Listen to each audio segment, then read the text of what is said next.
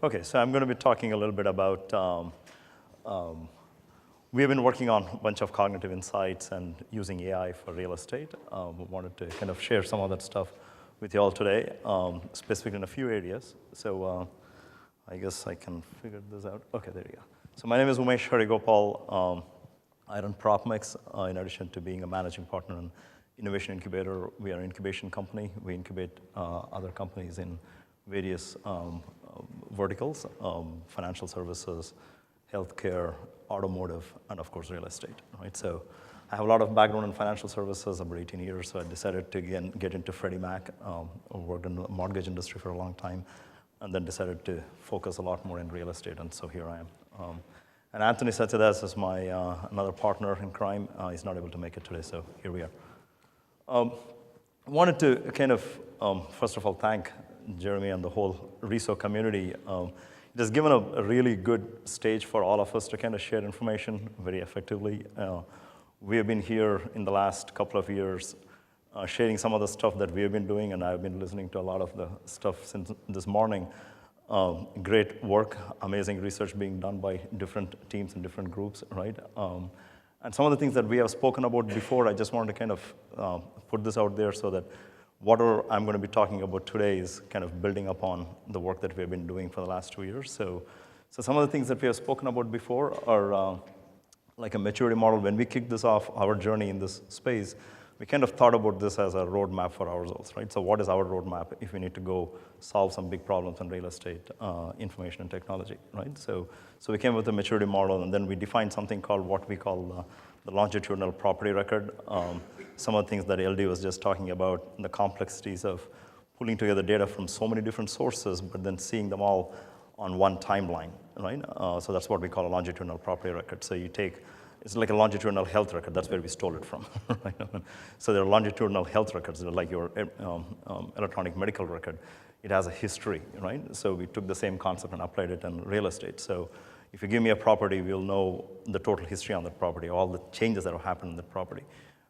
It got an upgrade in 2014, and it got renovated in 2015, and then its basement was finished in 2016, and so the valuation is also changing as a result, right? So that's what we call the longitudinal property record.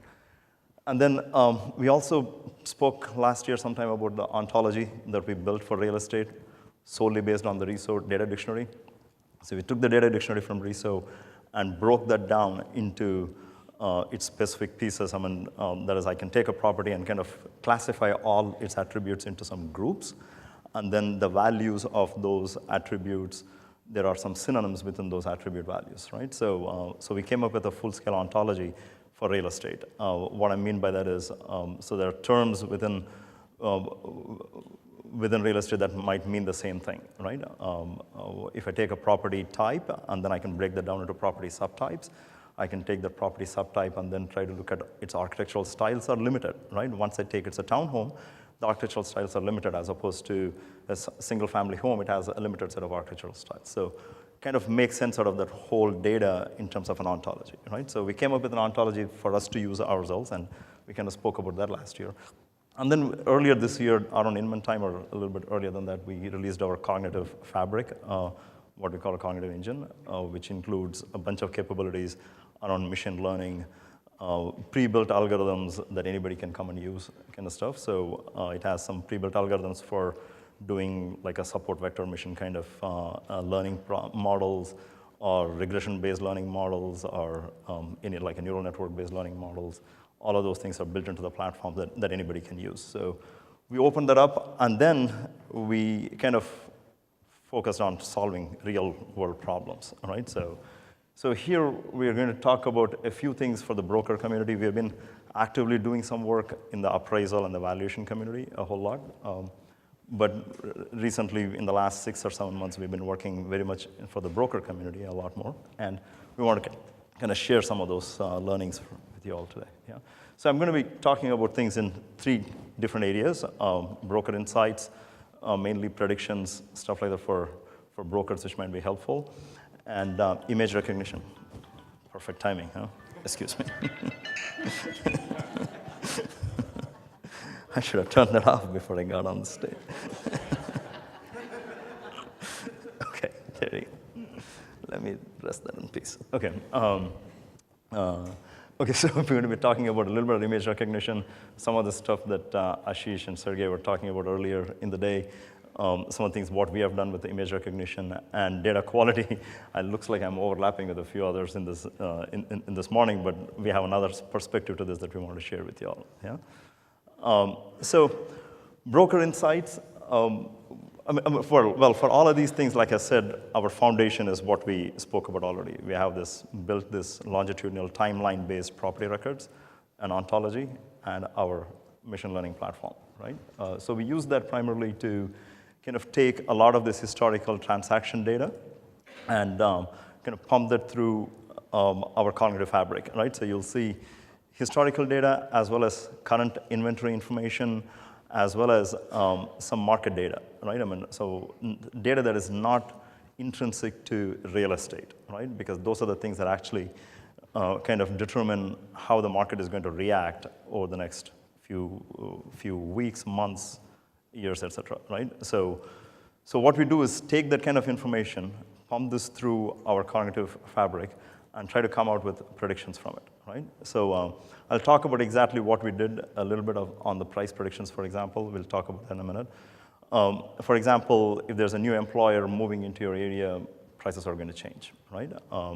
Any new development activity that's going on within that locality or within the neighborhood, within that zip code, county, et cetera. Even a new road that gets built, right? I live in Loudoun County in Virginia, one of the fastest growing counties in the country.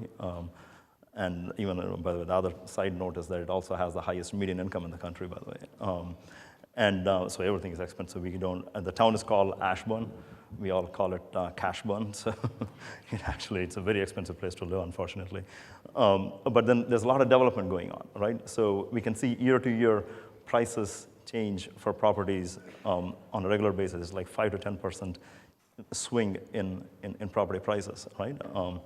And even a new road that gets developed actually changes the value of the properties around that area, right? So, and then any other news information, I think there's a mistake there, any other news information that we are gathering. So what we do is take all that market data information, put that through our natural language processing and extract concepts and features out of that NLP process, right? And then associate that with real estate data. And that is where the ontology makes a huge difference for us, right? So associating the fact that employment data is going to impact, like a sentiment analysis on the employment data, right? So we do a sentiment analysis to say that is it a good employment data or bad employment? Is it like a layoff going on, or is it like a new employer moving in, or is it like a new hiring going on in some company, et cetera, right? So we take the sentiment analysis on development as well as employment information and any other news. When I say any other news, I'm kind of bucketing a whole lot of things in there. We primarily weighted on employment and development, unfortunately, right? Our clarity on the other news, we are kind of learning slowly what other news can actually help us. We are really not there yet, right? But it's mostly employment and development. We weight them as very high factors. And once we associate them, we also look at how prices as well as markets change. So which means we also take inventory information from the current inventory information, right, that's currently available in the marketplace. And we look at cyclical changes of that inventory over a period of time, right? So we look at the history and take a 10-year history of data, how the inventories have changed over a period of time, and then kind of account for that as well, right? Part of our modeling. So coming out of that is a prediction on a bunch of things. I can see this side more easily. So we establish a broker dashboard. Of course, I'll talk about the broker dashboard later. But then we come out with key things are straightforward recommendations, right? So it is not another analytical report that you can run and say that, okay, I can look at a report with a bunch of rows and columns. That's not what we're trying to achieve, right? We're not trying to come out with, when I say a dashboard, it's not one of those a bunch of graphs and stuff like that. We are really trying to come out with actionable recommendations, right? So trying to say that, okay, we can figure out take a broker's data and find out that broker's historical data for the last 5-6 years and understand what is the broker's current business model, right? what zip codes are they currently primarily active in, what type of properties are they really good at selling, and what price bands are they really selling their properties in, right? So use that kind of information to kind of come up with a broker's profile. We discover the broker profile from the data, and then say that, okay, if your profile changes to something like this based on our recommendations, right? So you're not active currently in these 3 zip codes, but there seems to be more activity in those zip codes. So how do you grow into that market, right? So what are the ways to grow into that market? So it is not for you. I mean, you shouldn't have to kind of sit there and, when I say you, the broker shouldn't have to kind of sit there and figure out, run a bunch of reports, and then find out which markets to go into. Instead, we'll make those recommendations. That's really what we are going for. So unless we understand the broker's current business model, there's no way to kind of make those recommendations, right? So that is the need for initial discovery with all the data, to understand what is the broker's business model, and then make the recommendations from it, right? So new strategies could be in your existing in your existing markets, what are you missing out on, right? Maybe there is a particular property type that is selling more because of the demographic change in that market, right? There are more townhomes getting sold as opposed to single-family homes. Or maybe people who have moved into townhomes earlier, they're all upgrading to, after 5 years, they're upgrading to a single-family home, right? So we'll make recommendations on those strategies, new markets to get into, and new agents potentially that you might want to recruit if you want to kind of grow into a new market, right? So those are the target recommendations that we make. And then the revenue forecast, right? So if you do make this change, what is your revenue forecast coming out of this? So I kind of talked through some of this stuff. We take the annual inventory trend cycles to do the new markets and strategies recommendations. We take the price bands, the geographies, long-term inventory trends, employment trends, and news. We use all that stuff to come out with some predictions on this, right? So the predictions are, in effect, your specific recommendations on that, for the broker. So our success rate in this, I'll tell you a little bit about how we do the success rate measurements on this, right? And also here, the agent recruitment. We also take the inventory and price predictions from the initial step. You'll see the rest of the stuff is very similar, property type, price bands, and zip codes, neighborhoods, et cetera. But then if you want to go hire a particular agent, you also want to know why you want to expand into that market. Is there potential inventory growth in that market? Only then you want to go hire somebody. Otherwise, what's the point in expanding into a new market when you know the inventory is not trending upward, right? So if inventory is going to trend upward, then we want to think about getting a new agent in that area. So we combine the agent's performance, their social media performance, their actual transaction level performance, right? And then use that to come out with predictions on which agents might be able to perform better given if you either hire a new agent or your existing agents who can perform better if they're given a new market, right? So that's the kind of predictions we make. So, okay, all this sounds like a theory, but then we also kind of tested ourselves on, we kind of shared some of this information before, and we have kind of continued to kind of improve our models on this. For example, we do back testing on all the data all the models that we come up with, right? So back testing is a kind of a typical financial services modeling thing where you would go, if you want to price a particular security, like a model that will price a security automatically, we would want to kind of go prove that, like either a trading algorithm or a pricing model. You want to go back and prove that based on past historical data, right? So what we did is took data from, you might not be able to see that a whole lot. I know those graphs at the top is the real data, and the bottom one is our prediction, right? So at the top you'll see that is from April 2011 to about April 2013. We took a 2-year real data, and then we went from April 2011 till March 2012 and stopped and said, okay, beyond this, we are going to do a prediction based on actual news information, development information, employment information in that area, add everything in there and see how our prediction model will kind of predict this. So the curve that you see where it says decreasing confidence factor, that range of the curve is our prediction, right? So you'll see kind of closely matches, but then as the time goes longer, if I'm making a prediction for like 2 months versus 3 months versus 6 months, our confidence factor kind of goes down with a longer time period, right? So that's what we've been able to kind of do. So these are the kind of predictions that kind of get built into our broker analytics model, right? So that's a broker insights area, and then I'm going to quickly jump into. I'm doing the time. So the other area of insights is image recognition, right? So very similar to what Ashish and Sergey were talking about earlier. We have a neural network model, but what we have done is actually gone to the point of taking. We have trained a model which with close to about 66,000 images that we have been able to grab from the Miami board of MLS, and based on the training, we are able to take many other millions of images now and go through a two-step process, right? So we don't do this in a single step, even for the actual recognition process. So we do two things. One is a classification of any image into what type of image I'm looking at. Is it a front yard or a backyard or a kitchen or a family room or a basement or a game room or a dining room, et cetera, right?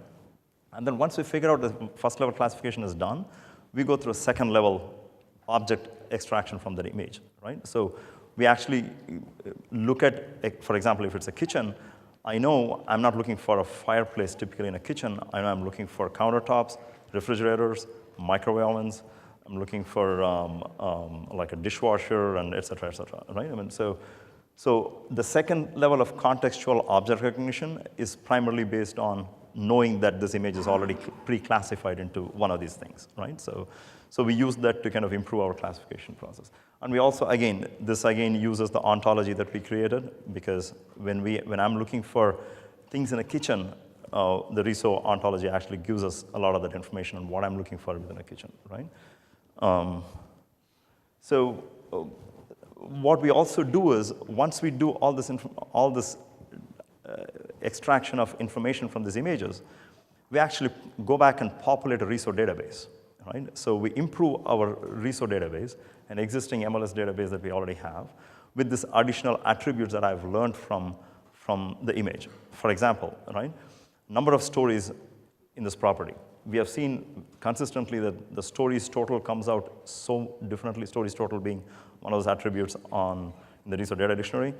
We see that differently for different properties. Depending on the MLS, they enter it as 1.5, 2.5. Some of them only stick to integers, 1, 2, 3, et cetera, right?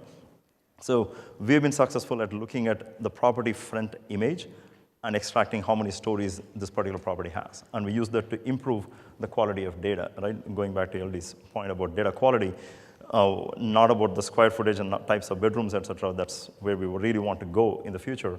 But then we want to use image extraction, image recognition to improve our data quality as well, right? So let me see if, we are using this primarily to kind of power different types of IDX applications right now.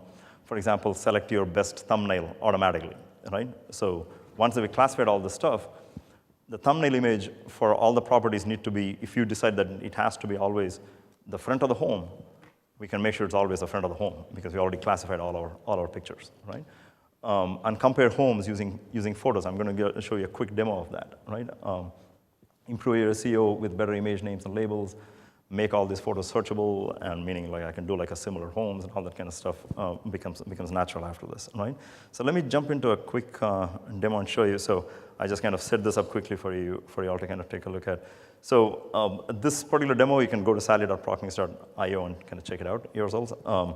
This is limited to a search within Miami real estate, where we have the data currently, and one of those zip codes, you'll actually see all that information here. I'm going to take a bunch of properties from here and try to add them to a comparison. Let me see, I'm just going to randomly take some.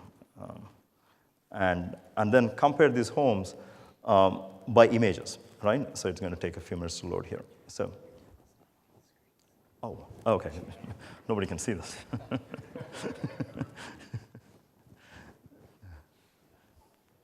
Sorry, thanks. So I went through a couple of steps there. I picked a few properties from an IDX search, and let me try to see if I can go back to that screen quickly. So I went through this step right now. I picked a few properties from an IDX search. I added them to a comparison, and I clicked on compare photos, right? So I want to compare homes using their pictures, not just data, right? So if you want to power your IDX website with some kind of so I want to be able to see all the exteriors of the homes, and if that's large enough there, exteriors of the homes. Let me see if I can increase the size of this. I cannot do anything. I'm not a Mac kind of guy, so I'm not going to figure this out. So you'll see the first row of pictures is showing you only the exteriors of the home, all right? And then all the bedrooms are all going side by side, so that I can now see how the bedrooms look across these homes, right? And then I can see how the restrooms are looking, and then how the kitchens are looking between those homes. So now I'm able to compare homes side by side using images instead of using just a bunch of words, right? So kind of changes the experience of a user looking at comparing homes. And so that's one use case of what you can do with this image recognition, right? So, and all these things are available via APIs. So, oops, let me see. I don't think I can switch back. Okay, I think I lost that. I had my chance there. I lost the browser view again, so that's okay. So if you go to propmix.io, you'll actually see all the APIs published already. So there's like ready-to-go APIs that anybody wants to use. If your properties need to be run through this kind of a model, it takes about, the model is already pre-established, so we can run a bunch of properties through this thing in a matter of about a few hours. We can, if you take all your active properties within one MLS, about 100,000 properties, if you have listings, we can process those images. And once the image processing is done in a day, the next day the APIs are available for you to go extract them and power your IDX websites immediately, right? So that's the image recognition thing. The last topic I really wanted to kind of talk about was, I think I'm stuck now. Not go to the next slide. Let us see.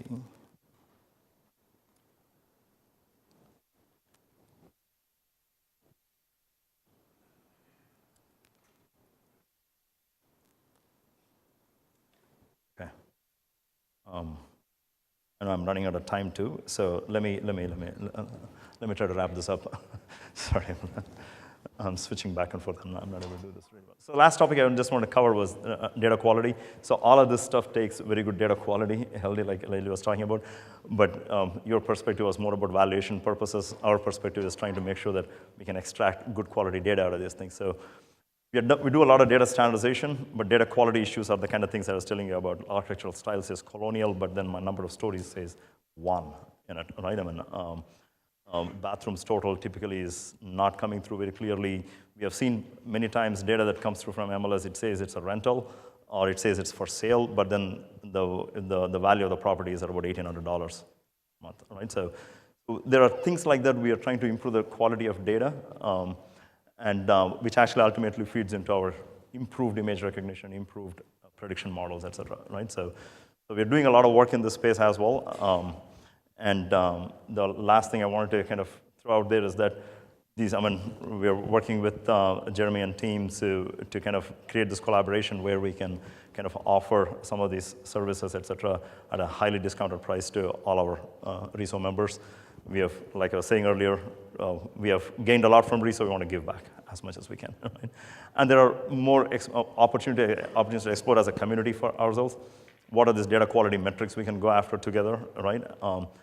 If image recognition is becoming more and more popular, then should we think about image labeling standards, right? So things for all of us as a community to kind of work on, yeah? So I'll stop there, and I don't think there's time for questions. Thank you, Chair.